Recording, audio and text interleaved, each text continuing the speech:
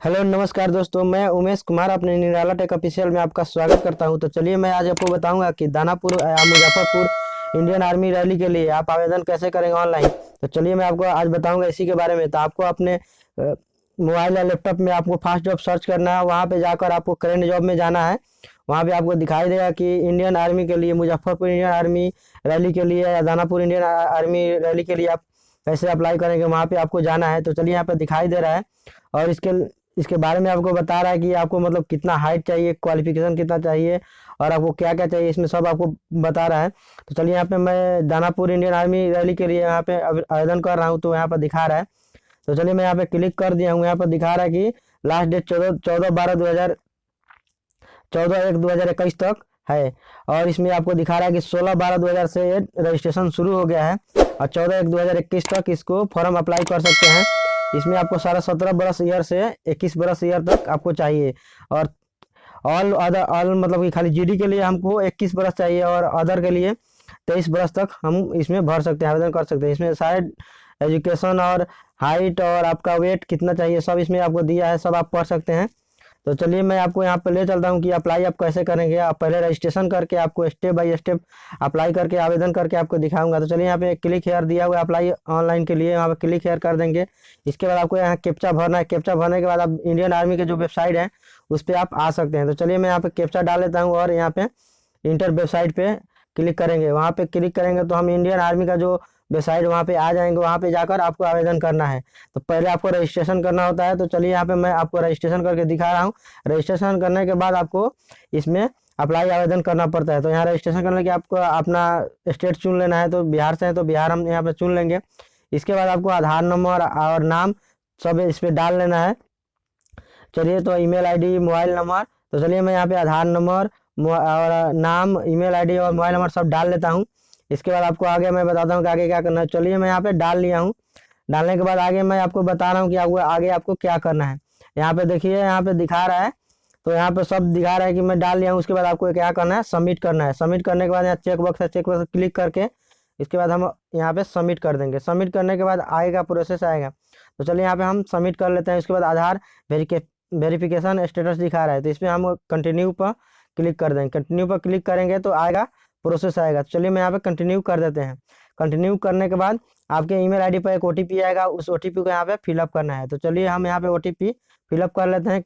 Fill up करने के बाद यहाँ पे सबमिट कर देना है। सबमिट करने के बाद आगे कुछ डिटेल आएगा, उसको आपको यहाँ पे भर लेना है। तो यहाँ पे आ रहा है, तो यहाँ पे आप जितने भी जो भी डिटेल आ रहा है वहाँ पे मैं आपको भर के दिखाऊँ। यहाँ तो पर्सनल डिटेल और कॉन्टेक्ट डिटेल आपका यहाँ से पहले से भरा हुआ है, तो यहाँ पे दिखाई दे रहा है। इसके बाद आपको यहाँ पे हायर एजुकेशन क्या है उसको आपको भरना पड़ता है यहाँ पे। और इसमें तो चलिए मैं यहाँ पे भर लेता हूँ।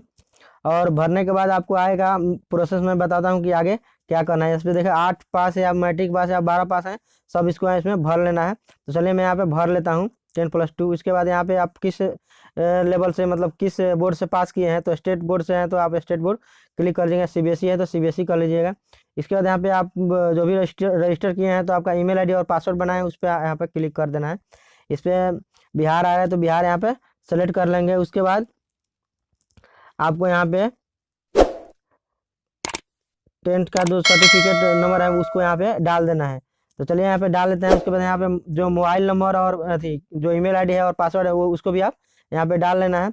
और आप इसमें मैरिड अनमैरिड है यहाँ पे सेलेक्ट कर लेना है। उसके बाद आपको हाइट आएगा, हाइट इस पर आपको सेलेक्ट करना है कितना हाइट है। तो चलिए मैं यहाँ पे सेलेक्ट कर लेता हूँ। इसके बाद मैं सब सेलेक्ट करने के बाद आपको यहाँ पे सबमिट करना है। तो चलिए यहाँ पे जिला भी चुन लेते हैं। तो यहाँ गोपालगंज है तो गोपालगंज यहाँ पे चुन लेते हैं। उसके बाद आगे आपको बैकुंठपुर तहसील आएगा तो तहसील यहाँ पे आपको चुन लेना है। तो जो आपका तहसील पड़ता है वहाँ पे आपको चुन लेना है। यहाँ पे आप कैप्चा डालकर सेव कर देना है। तो चलिए मैं यहाँ पे जितने भी डिटेल है वहाँ पे डाल लिया हूँ। यहाँ कैप्चा डालकर सेव कर लेते हैं। तो चलिए मैं यहाँ कैप्चा डाल लिया हूँ, उसके बाद यहाँ पे सेव कर देते हैं। तो चलिए मैं यहाँ पे सेव कर लेता हूँ। सेव करने के बाद आगे का मैं प्रोसेस बताता हूँ कि क्या करना है। तो चलिए मैं यहाँ पे सेव कर दिया। सेव करने के बाद आगे आपको क्या करना है चलिए मैं आपको बताता हूँ। तो देखिए यहाँ पे सेव करने के बाद हमारा एक छूट गया था पास, तो वहाँ पे पास हम नहीं किए थे तो हमारा आगे नहीं बढ़ा, प्रोसेस नहीं हुआ।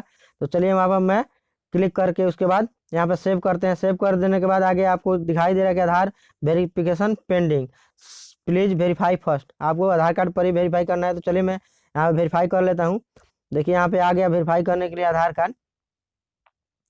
तो यहाँ पे हमारा आधार कार्ड वेरीफाई करने के लिए आएगा। पासवर्ड जो है हम सेव कर लेते हैं पहले से। यहाँ पे देखिए आ गया कि अपना आधार कार्ड वेरीफाई दिखा रहा है कैंडिडेट नेम इज रॉन्ग। तो यहाँ पे सबमिट करेंगे। सबमिट करने के तो हमारा आधार कार्ड जो है वेरीफाई हो जाएगा। तो चलिए मैं यहाँ पे सबमिट कर लेता हूँ। सबमिट करने के बाद आगे आ गया कि अपना आधार नंबर सब वेरीफाई हो गया। फिर से लॉगिन करने का ऑप्शन आ जाएगा। तो यहाँ पे हम ईमेल आईडी और पासवर्ड जो है डालकर कैप्चा डालकर लॉगिन कर लेते हैं। तो यहाँ पे मैं लॉगिन कर लेता हूँ। लॉगिन करने के बाद यहाँ पे आएगा डिटेल भरने के लिए कि मतलब पर्सनल डिटेल सब भरने के लिए। तो यहाँ पे भर लीजिएगा। इसके बाद जब आपका आधार कार्ड वेरीफाई हो गया उसके बाद आपको यहाँ पे दिखा देगा कि आप किस किस चीज़ के लिए एलिजिबल है। उसके सारे पोस्ट दिखा देंगे। तो यहाँ पे हम जीडी में भरना चाहते हैं तो जीडी पर यहाँ पे क्लिक कर देंगे और वहाँ पे अप्लाई करेंगे। तो चलिए हम यहाँ पे अप्लाई करते हैं। इसके बाद आगे जाकर आपको कंटिन्यू करना है। तो चलिए हम यहाँ पे कंटिन्यू कर देते हैं। कंटिन्यू करने के बाद आएगा प्रोसेस आएगा। तो देखिए यहाँ पे हमारा इन्फॉर्मेशन जो है पहले भर दिए हैं। उसके बाद आपको पर्सनल इन्फॉर्मेशन भरना है। तो यहाँ पे फोटो और सिग्नेचर अपलोड कर देना है। तो चलिए मैं यहाँ पे फोटो और सिग्नेचर अपलोड कर लेता हूँ। उसके बाद यहाँ पे रिलीजन आता है वहाँ पे वो सेलेक्ट कर लेना है। तो चलिए मैं यहाँ पे सेलेक्ट कर लेता हूँ हिंदू। जो चीज़ें हैं आप वो सेलेक्ट कर सकते हैं। उसके बाद आपको यहाँ पे आएगा कास्ट। तो आपको कास्ट अगर नहीं आ रहा है तो आप इसमें आ रहा है एक ऑप्शन बिहारी का। तो यहाँ पे बिहारी आप सेलेक्ट कर लेते हैं। तो चलिए हम यहाँ पे सेलेक्ट कर लेते हैं। इसके बाद आपको आएगा कि आप जेंडर चूज करने के बाद आप जेंडर चेंज कर लेंगे। उसके बाद सारा कुछ भरने के बाद आपको यहाँ पे सेव एवं कंटिन्यू पे क्लिक करना है। तो चलिए हम यहाँ पे सेव और कंटिन्यू पर क्लिक कर देते हैं। सेव और कंटिन्यू पर क्लिक करने के लिए आपका पर्सनल इन्फॉर्मेशन सेव हो जाता है। उसके बाद आपको आता है कि कम्युनिकेशन एड्रेस। तो आप कम्युनिकेशन एड्रेस आपका क्या है उसको आपको यहाँ पे डालना है। तो चलिए हम यहाँ पे कम्युनिकेशन जो एड्रेस है डाल लेते हैं। और यहाँ पे जो दिखाता है कि परमानेंट एड्रेस। तो परमानेंट एड्रेस बनाने के लिए इसको चेक बॉक्स पे क्लिक कर देंगे। तो हमारा जो परमानेंट एड्रेस है वो परमानेंट एड्रेस सेव हो जाएगा। तो चलिए हम दोनों को सेम कर देते हैं। तो सेम हो जाएगा। उसके बाद दोनों पर सेम टू सेम जो एड्रेस पहले था वही एड्रेस इस पर दिखाई देगा। उसके बाद हम इसको सेव एंड कंटिन्यू कर देंगे। तो चलिए यहाँ पे हम सेव और कंटिन्यू कर देते हैं। कंटिन्यू करने के बाद आएगा डिटेल भरने के लिए आएगा। तो यहाँ पे आएगा डिटेल भरने के लिए। तो आप डिटेल आएगा तो इसमें ज़्यादा भरना नहीं है, बस दो चीज़ आएगा नो इसमें भर देंगे। अगर आप स्पोर्ट कोटा से हैं तो यस भरेंगे तो उस डिटेल भरना पड़ता है, अगर नहीं है तो नो भर दीजिएगा। चलिए उसके बाद आपको इसके सेव कर देना है। सेव कंटिन्यूज पर सब कंटिन्यू पे क्लिक कर देना है। तो चलिए यहाँ पे रिकॉर्ड जो है सेव हो गया सक्सेसफुली। उसके बाद आपको एजुकेशन डिटेल भरना है। तो एजुकेशनल डिटेल आपका क्या है उसमें आपको भर देना है। पहले आप मैट्रिक का भर दीजिएगा।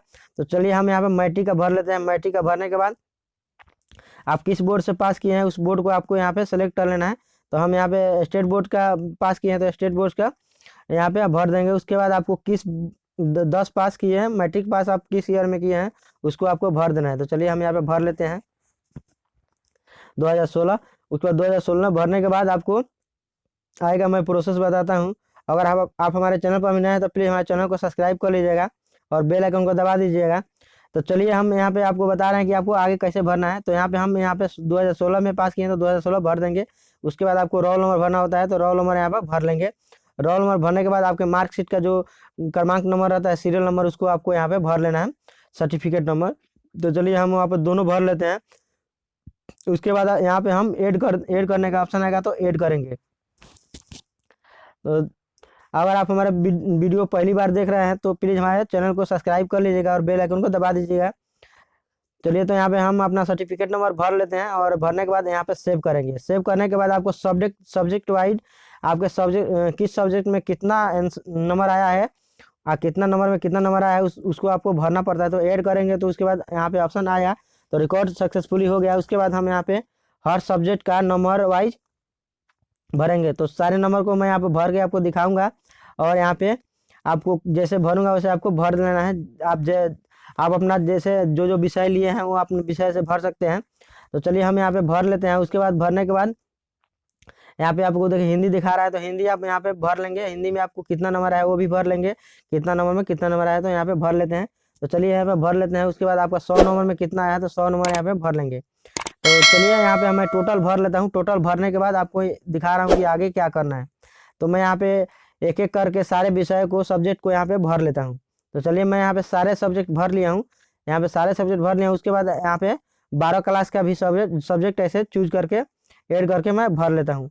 उसके बाद यहाँ पे कंटिन्यू कर देना है। कंटिन्यू करने के बाद आगे मैं अगर जो सब्जेक्ट आपको नहीं आ रहा है उसमें, तो उसके लिए आपको अदर पे क्लिक करके सब्जेक्ट का नाम लिख देना है। जैसे संस्कृत है, संस्कृत का सब्जेक्ट इसमें नहीं आता है तो आप संस्कृत को अलग से लिख सकते हैं और इसको सेव कर सकते हैं।